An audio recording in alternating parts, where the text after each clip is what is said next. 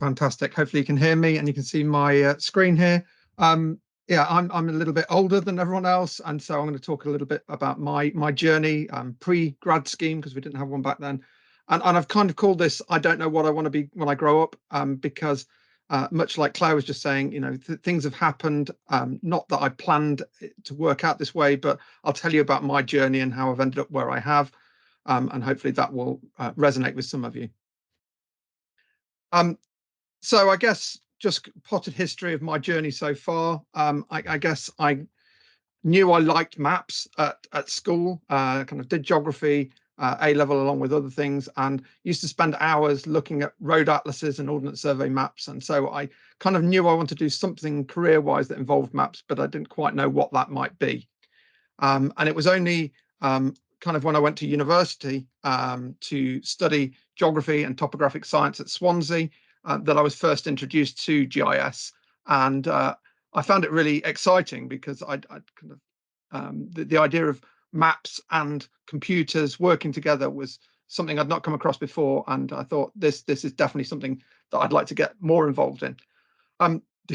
One of the other things I did at university was retail geography, and actually that combination of GIS and retail geography helped me land my first job, which was at a small organization called GMSL, working with ArcView 3.2 as it was back then. This is probably before many of you were born that this technology was out, but working with retail organizations, understanding where to put stores and what products to put in their stores, using GIS. And so I really enjoyed that I could work with maps and get paid for it. I mean, that was brilliant, and actually help customers answer questions.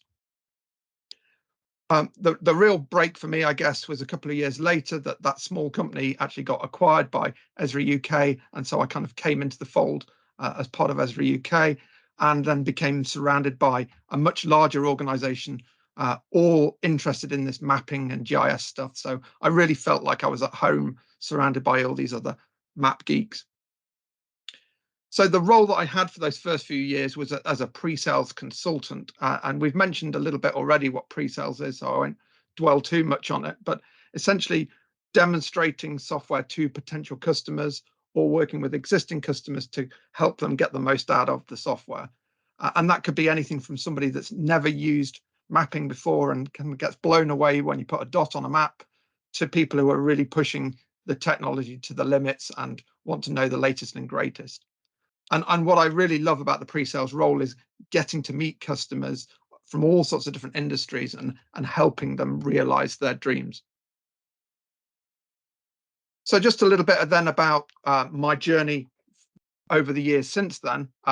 So my initial role was within our kind of commercial team, so supporting, like I say, retailers, housing organizations, insurance organizations, banks, and so on. And I did that for a number of years before taking a switch into sales. So perhaps naively, I thought when it came to selling software to existing or new customers, I was doing all the work and the salesperson was getting all the credit for it. And then I moved into sales and realized that that wasn't quite the case, because there's an awful lot that the salesperson does that I wasn't aware of. And so I kind of got that awareness of the buying cycle of software, how procurement works, how legal processes work, and so on. So I did that for a number of years, ultimately decided that I missed the technology too much and wanted to move back into it. But it did give me a good grounding into the kind of commercial side of selling software. So then I moved back into the pre-sales team again, as a customer success consultant, as it was called. But I worked primarily with our police and defense customers then at that stage. So that gave me an insight into a completely different kind of type of industry, public sector, who are perhaps more constrained with the amount of money that they have available. And it's all about improving the services that they offer to their citizens, or improving their services to make themselves more efficient. I've then kind of stepped up through the pre-sales team over a number of years. And just to explain a little bit about that, so moving up to senior, one of the additional responsibilities that brought in for me was line management. So actually looking after junior members of staff, helping them on board into the organization, um, kind of looking after them pastorally and supporting them and helping them make decisions about their own career development. And then more recently, I moved into the principal customer success consultant role. And that was, as well as the line management, that was also thinking about program management. So making sure everyone within the team actually had work to do, managing the requests for the team. If we needed to get more people into the team, kind of managing some of that as well. So much more about looking at all the work that needs doing and who's going to get it done.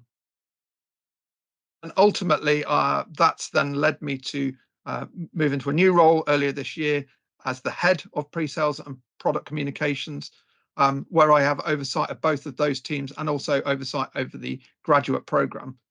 And this is a real change for me. This is less hands-on with the technology now. This is much more of a management role.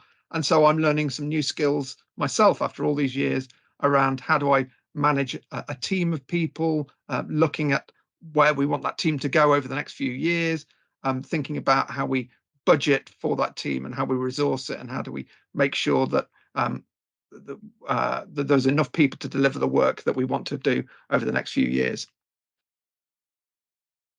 So again, I won't talk about product communications because Claire's already given you an introduction to that. But um, I thought it'd be useful to then just look at, well, not just my career, but other career journeys within Esri UK. How does mine compare to other people's?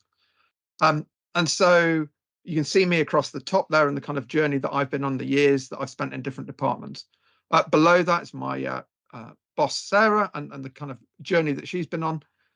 You can see that she actually started at Esri UK, then moved off to Esri Australia, then came back, and she's taken a very much a management journey since then. So she's been in various different managerial positions, and that's her kind of chosen career choice. If we jump down a level to Alicia, she's perhaps a little bit more interesting. She joined on the grad scheme. She then moved into a sales role, ultimately then moved from sales into a technical role back within pre-sales before then jumping back into sales. So she's a great example of trying different areas out, ultimately to go to where she wants to go in the future. But each time she switched roles, she's picked up new skills and experiences. And then at the bottom, we've got Carmel and Chris. Carmel has taken a very technical journey through the grad scheme into a consultant, lead consultant, senior consultant, whereas Chris has moved into a sales role and moved his way up into what is now a head of sector. The other thing that I just wanted to flag about this particular slide is you'll see that most people tend to stay in a particular role for 2 or 3 years, maybe before moving on to the next one. But with many people, there might be one role that they then spend a larger amount of time in, and that's quite normal. That's about building experience in a particular role. So I thought I'd just also then end by talking about what I really value about Esri UK and my top tips for other people. So I guess a common thing that you might hear from people at Esri UK is the best thing about Esri UK are the people. So the other members of staff that we work with day in, day out, and they're what kind of make it enjoyable. They're like-minded, they're all passionate about GIS, but also our customers are a bit like that as well. You saw the slide a moment ago of our conference. That's great to meet with our customers and hear their stories and share in their enthusiasm. I've also found it a really fun place to work. This is a photo from we have team away days every year, and we did whitewater rafting a few years back. Esri is a fun place to work. You know, people do go out of their way to help each other. We share different experiences outside of work. So there's various different kind of clubs and interest groups. But also it's fun because of the variety of different work, the variety of different customers that we work with.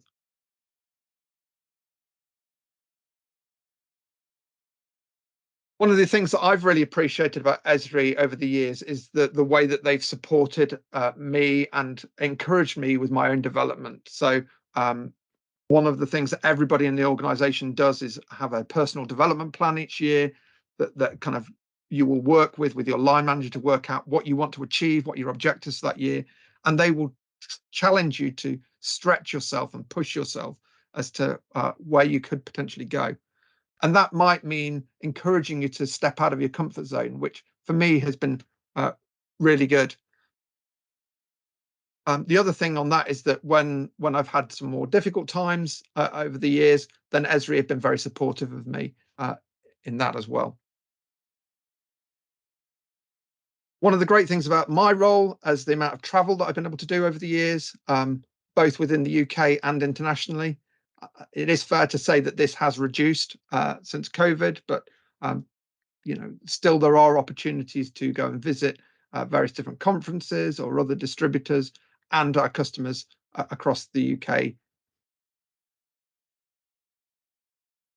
And then finally, what's really important to me is that Esri has been very good in terms of supporting my home and work balance. So I do have a family. I've needed to balance my work alongside bringing up my children. I also work heavily in some charity work outside of work, and I've been able to balance all those things healthily within Esri UK. I've not ever felt like I'm worked too hard. So just some top tips for other people. Again, this kind of resonates with what you've heard from some of the other speakers, is do say yes to opportunities, try things out. Don't ever regret not trying things. That might mean pushing yourself out of your comfort zone a little bit.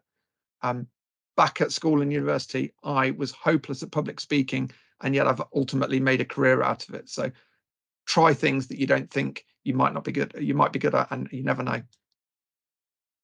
The other thing I would say is develop at your own pace. It's very tempting to look at what your peers are up to look on LinkedIn, for example, and see what other people are doing and think, well, I'm not doing quite as well as them. Just worry about yourself. Don't compare yourself to your peers.